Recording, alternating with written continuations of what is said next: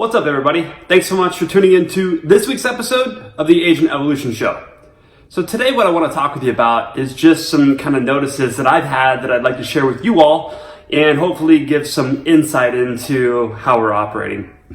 So if you remember my last week's video, I talked a little bit about some tragedy that's happened within my family and how I chose to respond to it and see the gifts that were coming from it. And so just to kind of give you an update, after that video, things were going really great.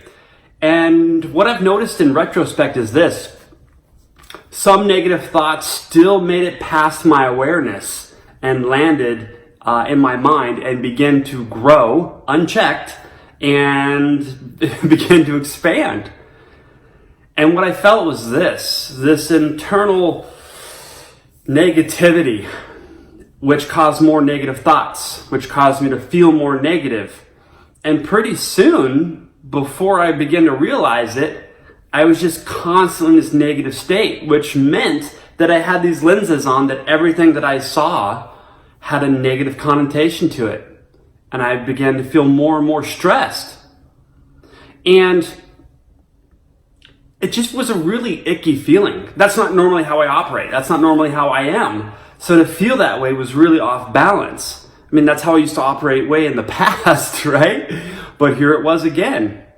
Just those seemingly insignificant small thoughts or feelings that pass right by your awareness unchecked and how they begin to grow.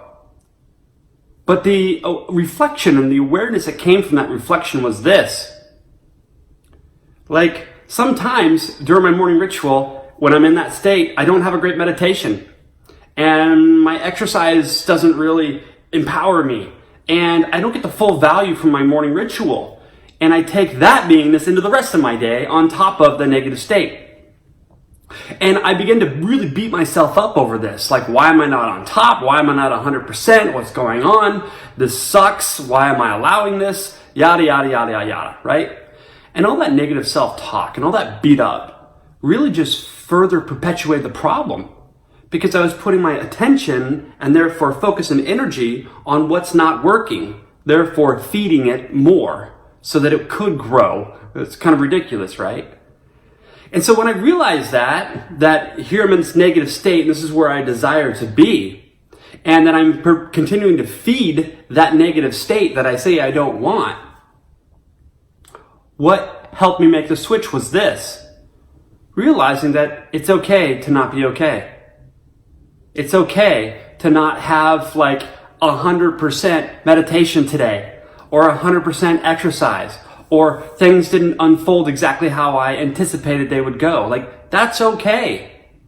Why the beat up? Why the put down? Like, can you be okay not being okay? So long as it's momentarily, right? Like, if you don't stay there and dwell on it, all right, that's the understanding. But can you stay in that space of not being okay and just feel those feels and be okay with that? Because what I'm noticing more and more is that when I'm in that space, instead of resisting how I'm feeling and resisting what I'm thinking and just sit with it and be with it, I actually come out of that state a little faster with less effort. I get out of that slump effortlessly versus resisting it and fighting it, which just further perpetuates the problem because I'm feeding it more negative energy. So that was just my notice in these last couple days, is being in a negative state for a couple days and feeling that ickiness, going, whoa, whoa, whoa, okay, instead of fighting myself and beating myself up for getting there, which helps me not switch, how about I just accept it for what it is? Know that it's going to pass? Feel those feels because they're here for a reason. There's something to learn from it. That's why it's coming back around.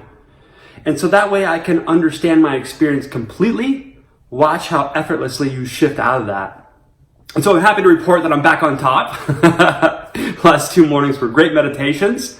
Yesterday I still dealt with some residuals, with some irritation that was within me. Therefore I got to see it everywhere else, right? As within, so without. And so I'm just making this video to speak authentically with you all about, like, can you be okay not being okay? Yet don't sit there and dwell there for forever but just experience it and understand, why is it here for my benefit? What's there to learn from this experience? And it's okay to not be at your 100% every single day of your life. So we all want to ascend, transcend our situation, and grow as a human. Yet where's the grace in that process? Where's the love and compassion for yourself through that transformation? Where's the patience? Again, I'm not saying stay there forever, yet it doesn't need to be a hustle and grind to hurry up and get your way out of there to get back on top. The goal is not to be on top 1,000%.